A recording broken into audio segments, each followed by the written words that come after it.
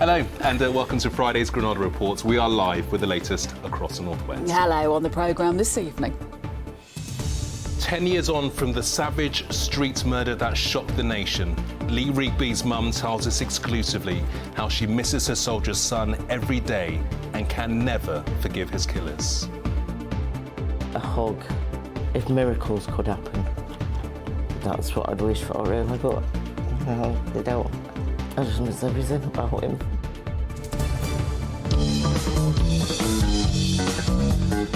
A kind and beautiful soul, tributes to the Smiths bass player Andy Rorke, who's died at 59. The man who would be comedy king, Jack Whitehall, on returning to his students' haunts in the northwest. And in the weather, no need for our Robin to look down because the forecast for the weekend is looking rather perky. All the details coming up.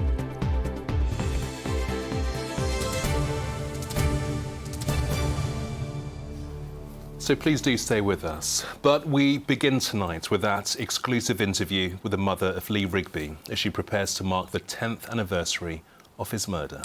Yeah, Lee from Middleton in Greater Manchester was the victim of a savage attack with knives and a cleaver near his barracks. Lynn Rigby says she feels the pain of Lee's loss every day and can never forgive his killers. She's been talking to our correspondent, Mel Barham.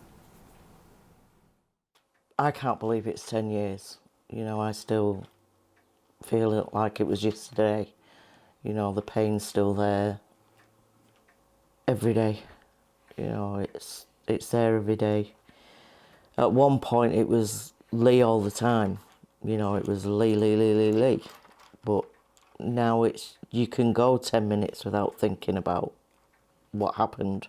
It's been a decade since Lee's mother, Lynn, lost her beloved son in the most horrific way. I just miss everything about him. You know, he was, to me, he was perfect, even though you know, but a hug again, or if miracles could happen, that's what I'd wish for, really, but no, they don't. I just miss everything about him. I just feel something's missing all the time, you know. In the years that followed his death, Lee's mother admits she did consider taking her own life, but it was her surviving daughters and husband that gave her the strength to carry on. For a mother to go through that, it totally broke me. You know, the kids said before that I was a changed person, changed mum. The heartache never goes away, but I don't try and think of the murder that way. I think of Lee as a person, and I've learned how to cope with that. Lee had served in Afghanistan but had returned to ceremonial duties in London, where he was loving life. He had a young son, Jack, and was engaged to be married. This video of Lee with his fiancée Amy and her brother, taken just weeks before he died. He was just boisterous and everybody loved him, and he'd just do anything for anybody and wind me up at times, you know, playing daft jokes and everything, but he was just so fun-loving to be around. As they prepare to mark the anniversary of his death, his family has shared new pictures of Lee as a devoted dad, a loving brother and son. These, the images his family want the world to remember, and not how he died. It took me a lot of years getting images out of my head, because you just close your eyes and that's all you saw was them horrific scenes at Woolwich, because obviously they was being played on the TV and I saw everything. But I try not to think of that. I just try and think of the good times with Lee. As they struggled for support in those early days, Lynn and Ian set up the Lee Rigby Foundation to help other bereaved military families. They now provide a sanctuary for veterans and families, a caravan in Aberystwyth, the first of what they hope will be a network of retreats in Lee's name. To us, the foundation is like our form of therapy because it keeps us so busy. It gives you that switch off moment where you're not always thinking about it. Lee's killers, Michael Adebolajo and Michael Adebowale, were both handed life sentences following the murder in 2013. We don't ever want to talk about them. We just don't acknowledge it. I'm very angry. I just don't want anybody to go through the grief we've been through, you know, with what happened, what they did to Lee, and I will never forgive them, ever. I'd like Lee to be remembered as Lee, as a son, a brother, a father, and, you know, he was a bright, bubbly young man. That's how I'd like him to be remembered. Look after your children, love them, hug them, tell them you love them. It's one of them things, because you never know, you know. That was the last time I saw Lee, was I gave him a hug and off he went, you know, and yeah, it's... Okay.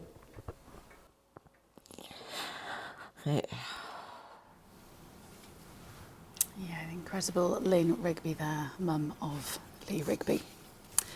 Well, next tonight, a nurse accused of the murder of babies in a hospital in Cheshire has denied causing the death of a newborn girl by injecting her with air. Lucy Letby, who's 33, pleads not guilty to all the charges against her at Manchester Crown Court. Well, Emma Sweeney's been following the trial for us. And Emma, what's the latest today? Well, this has been Lucy Letby's 7th day of giving evidence here at Manchester Crown Court, and as has been the case throughout this trial, the prosecution has been asking the nurse about each of the children on this indictment, one by one.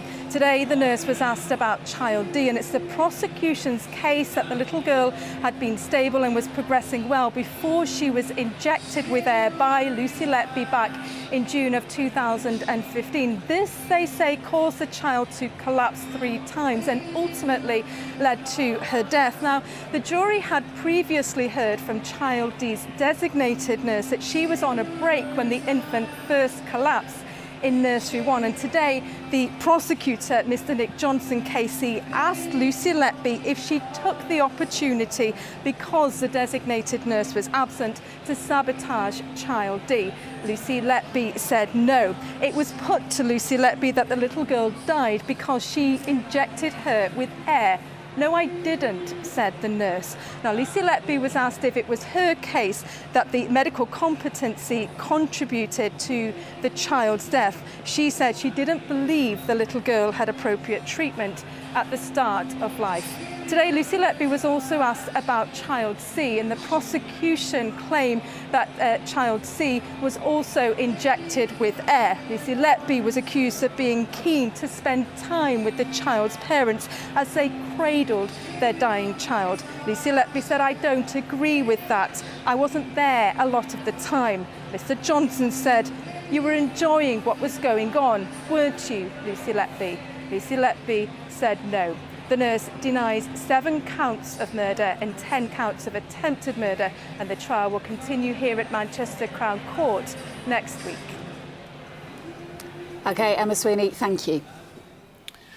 More of the day's news now, and a man's died after he was mauled by a dog in Lee in Greater Manchester. It happened at a yard on Wesley Lane last night. The victim, who's 37, suffered serious injuries and died in hospital. Police tried to subdue the dog, but it was deemed a danger to the public and humanely put down. A speeding police officer who knocked over a teenage boy whilst responding to an emergency call has been jailed. Keir Whitehead suffered catastrophic brain injuries in the crash in Stockport on Boxing Day in 2020. Police constable Sarah de Meulemeester was jailed for 2.5 years and disqualified from driving for 15 months. Well, next tonight, and tributes are being paid to Andy Rorke, the bass player with the hugely influential Manchester band The Smith, who has died at the age of 59. Yeah, he's been described as a kind and beautiful soul and an inspirational musician. Bandmate Morrissey paid tribute, writing, "He'll never die as long as his music is heard."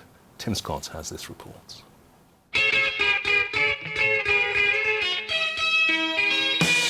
A brilliant bass player in a brilliant band. Andy Rorke and the Smiths took the world by storm. Their music is still hugely influential. To even have sort of a presence in a group with 2 kind of Totemic figures like Morrissey and Marr actually be known as well as a measure of how important he was musically to that unit. Andy's death was made known by Smith's bandmate Johnny Marr. Describing him as a beautiful soul, he tweeted, "It is with deep sadness that we announce the passing of Andy Rorke after a lengthy illness with pancreatic cancer." Andy Rorke joined the Smiths through his boyhood friendship with Johnny Marr. He played on every record and inspired generations of bass players with his dazzling ability. After the band split, he was instrumental in getting the Manchester vs Cancer fundraising concerts off the ground. Cancer has touched everybody, really. There's not many people you speak to these days who haven't been affected by it. So, and because a lot of these musicians are Mancunian, and Christie's is so important to Manchester, that everybody was really quick to get on board. Andy was always the people person. He was always the one who appreciated what they'd done, what they were doing. He was very happy to talk to anyone about it. He loved to play. It was like, it wasn't in any way for him a trial or a tribulation. He wasn't tortured by it the way that some of us are. He just loved what he did, and he would do it whenever he could. Andy Rorke, what a great talent. What an absolute legend, yeah. Huge musical talent.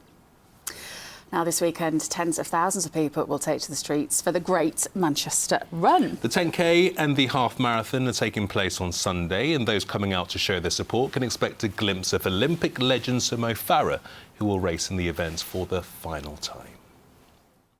You've got to enjoy it, and even for me, this race, the AJ 10K Great Manchester Run, I've taken part, and I know I'm not in the peak of my career, but I enjoy it, and I think the last two races I'll go out there and take it all in and enjoy it and say goodbye to the street of Manchester on Sunday. Is going to be quite emotional for me, I think. And you can go to our website for details of the route, road closures, details and the timings of the Great Manchester Run. You think he'd be ready to put his feet up, wouldn't you, Sir Mo Farah, after now? He certainly has. Yeah. Oh. OK, now to the People's Projects. Over the next 2 weeks, you'll have the chance to help decide where thousands of pounds of National Lottery funding is spent. Yeah, each night this week, we've shown you a project in the Granada region that's doing great work in bringing people together. The People's Projects is a partnership between ITV and the National Lottery Community Fund. And tonight, we hear from We Can Do It. And we'll tell you how to vote after this report from Rachel Pritchard.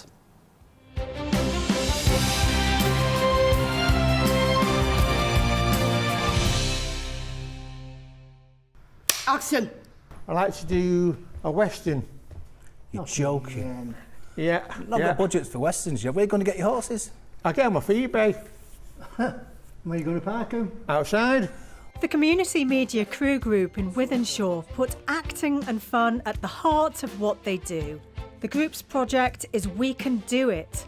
Its aim? To open up their acting workshops to more people. Traditionally, people with a learning disability are left out of joining in with activities, especially media activities and acting activities. So we've filled the gap here so we can find a place where people can come 3 days a week and learn how to act, how to make films, and in fact have their own voice. Oh, hello, how can I help you? Wanting to just check everything's up and running. I'm a filmmaker, writer, and I also do drama. I absolutely love it. We don't use scripts, everything's just ad-libs. The best thing about coming here is you learn how to present yourself. Not so long ago, people who didn't have a learning disability played the parts of a person who was learning disabled.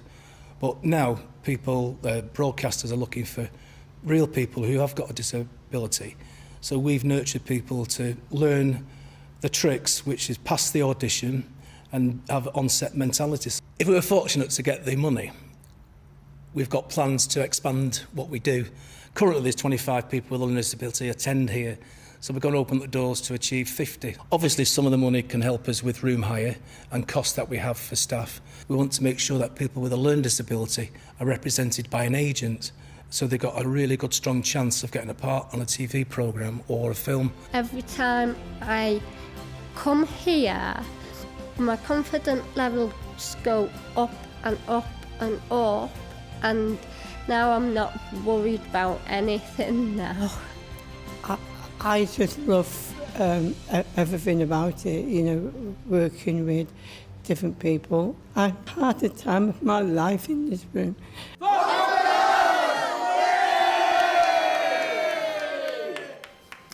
Well, the three projects with the most votes will receive a grant of up to £70,000 and the runners-up will be awarded up to £10,000. To vote, go to itv.com/The People's Projects. Voting closes at 12 noon on Friday, the 26th of May. You can only vote once per region and you'll need an email address or mobile phone number to vote. Terms and conditions and privacy notices can be found on the website. OK, on to sport now, and what could be a decisive weekend for many of our clubs. Hello, Chris. Yeah, there could be quite a few North West clubs celebrating this weekend, especially, of course, Manchester City. A fifth Premier League title in 6 years will be theirs if they beat Chelsea on Sunday. And as David Chisnall reports, whether your club is in a battle for European places or the survival scrap, this could be the weekend to settle it all. Manchester City lifting the Premier League trophy is becoming an almost annual occurrence. A third title in a row will be theirs if they beat Chelsea or Arsenal drop points at Nottingham Forest. Now is coming the most difficult thing at the end. All the tennis players say to serve to win Wimbledon in the last is the most difficult one. The game is in our hands to win the most important competition. We are lucky to have the chance to finish at home with our people and we have to take it. Well, while City's men hope for medals on Sunday, City's women's player Alex Greenwood has already been handing some out. 14 schools took part in a disability football finals day hosted by the club's charity City in the Community as part of their scheme to encourage healthy lives and boost confidence. For the City fans receiving their awards, there's real confidence their heroes will do it this weekend. I hope that we can get the early lead and hopefully Haaland gets a hat-trick, hopefully. Mean a lot to the fans, Pep, all the players. It's a huge achievement. Well, being in a relegation battle isn't much fun for Everton, but there were smiles as manager Sean Dyche visited a session combating loneliness in the elderly run at Everton in the Community's People's Place.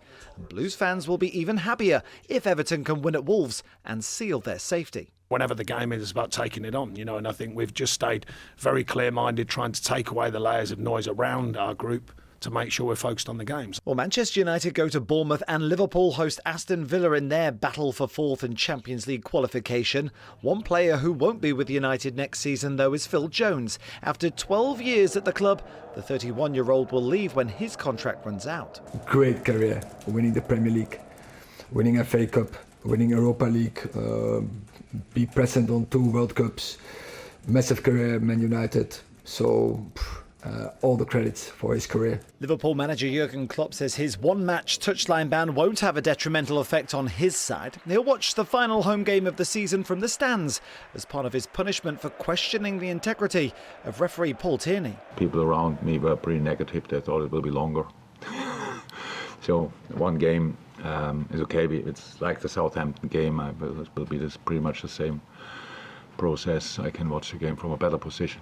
Well, for all our Premier League sides, this could be a season-defining weekend. David Chisnall, ITV News. Well, meanwhile, tonight, the Papa John's Trophy champions, Bolton, can clinch a return to Wembley. They're hoping to beat Barnsley to a place in the League One playoff final, with important lessons learned from the 1-1 draw in the first leg of their semi-final. I learned that we can play better. Certainly first half, I think we didn't get to our level. We were a little bit safe, looked a little bit nervous, and hopefully, being away from home, the shackles will come off a little bit. I think there'll be a more open game which potentially could suit us.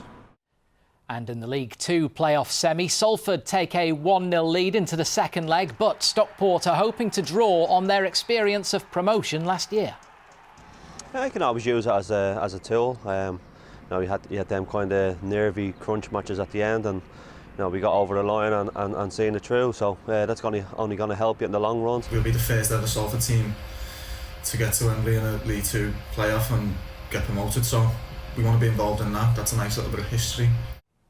Meanwhile, Wigan Athletic will start next season on -4 points after failing to pay players' wages on time. They'll be docked another 4 points if it happens again before the end of June. It's Manchester Derby time in the Women's Super League with much more than bragging rights on the line. United need a win to keep the pressure on leaders Chelsea, while City are just 3 points outside of the Champions League spots. This relatively new derby is growing in stature. Yeah, absolutely. I think you see it from a fan's perspective as well. You see it from social media. It's built up a lot more now, and so it should be. It's a Manchester derby and bragging rights are at stake. Yeah, I think it means that a bit more. Obviously, growing up a Manchester United fan, I know what it means to Manchester. It's either blue or red on that day. So, yeah, I think for the club it's huge, but for us it's just another game that we need to win. And it's a big weekend in Rugby League as Wigan begin the defence of their Challenge Cup. All of our Super League clubs enter the competition at this stage, with the reigning champions heading to Leeds, who beat Wigan comfortably in Super League just a week ago. A little bit embarrassing for us, so we had a tough review after the game, and a lot of people spoke very honestly, and then it's about parking it a little bit and then moving forward, working hard and trying to right some wrongs. Whether it's righting wrongs, staying alive or winning trophies, it's going to be a big weekend, this one. It certainly is. Chris, thank you very much indeed. OK, here's what's still to come on the ITV News at 6:30 with Lucrezia. Defiance in the face of war. The Prime Minister warns Russia we are not going away ahead of President Zelensky's arrival at the G7 summit. Russia needs to know they can't just outlast us in this conflict, that we will continue to defend Ukraine. UEFA investigates after West Ham players are forced to defend their families against rival fans at a match in the Netherlands. And the bassist who helped define an era of British music, Andy Rorke, has died at the age of 59. Join me for those stories and more at 6:30. And finally tonight, he's the self-confessed posh comedian who's not only won the hearts of the UK, but now America has gone crazy for him too. Jack Whitehall is heading back on tour next week, stopping in Liverpool and Manchester. And he has a brand new film out today called Robots. And as our entertainment correspondent Caroline Whitmore's been finding out, he started his stand-up career right here in the North West. Jack, you're back in Manchester because people who didn't know, you went to the University of Manchester. I was at university here for about 5 minutes. I started, which is the important thing, gave up after about 6 months because I'd found stand-up comedy, and yeah, it's where it all began for me. It was doing the circuit here in Manchester. I had the vegan Impossible Burger the other day. Oh my God, amazing. Here's the twist. Tastes just like a regular hamburger, but it's the price of 2 hamburgers. Your new tour will settle down. It felt like it was the right time to get back out on the road. What about your inspiration then? Big fan of the Chuckle Brothers. I've got a signed photograph from the Chuckle Brothers in my bathroom at home. It says, from me to you, love the Chuckle Brothers. Sadly, Barry no longer with us, but a hero of mine. I'm glad you've met a nice young lady. Put yourself on deprogram now, so you too. You've got a film coming up. That's a sci-fi romantic comedy called Robots. They have illegal robot doubles of themselves. I play a womanizer who has a robot that he sends on all of the dates, and then he sleeps with ladies. Unscrupulous. I've seen it in the cinema on the big screen with my bottom, oh, no. like blown up to that. It's very unforgiving. Get off me! While we're in Manchester, you are an Arsenal fan, and Man City won 4-1. This is vodka. That's only water. It's tears. I thought I'd lowered the tone when I brought up the deceased Chuckle Brother, and now you're throwing that out there. My cameraman's a City fan, just to rub it in even more. Congratulations. I'm so happy for you winning another league title. I also planned the early part of my tour around Arsenal's fixtures. I even took the day off, the Monday after the last game of the season, where I said there might be an open-top bus parade. It didn't happen because of you and your team. Good luck with your tour, settle down. Thank you. You're in Manchester and Liverpool in June. Get a ticket. Unless you're a Man City fan, you're not welcome. Clearly not a fan of Man City. Clearly not. Maybe next year, Jack. Maybe next year. Here's Emma. Have you burnt tea again? I'm scraping the cooled oil into the bin, not the sink. Can we eat outside? United Utilities sponsors ITV Granada weather.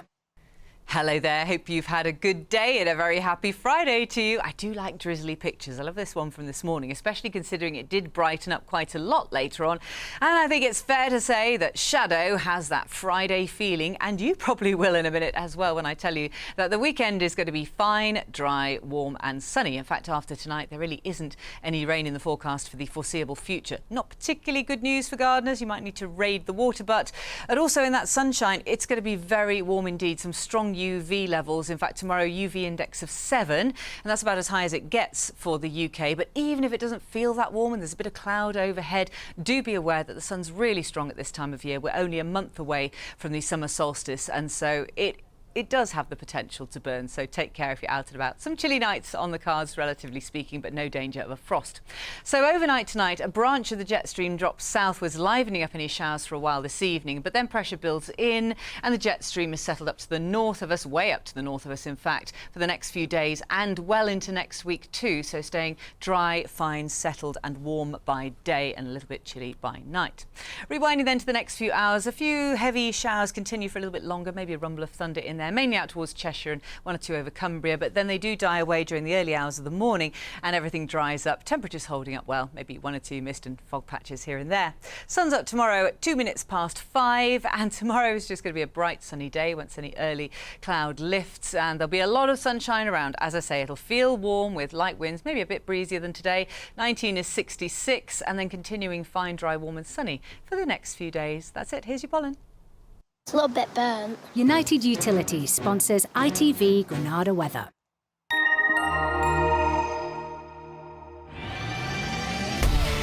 Hello, summer. Piri sponsors ITV pollen count.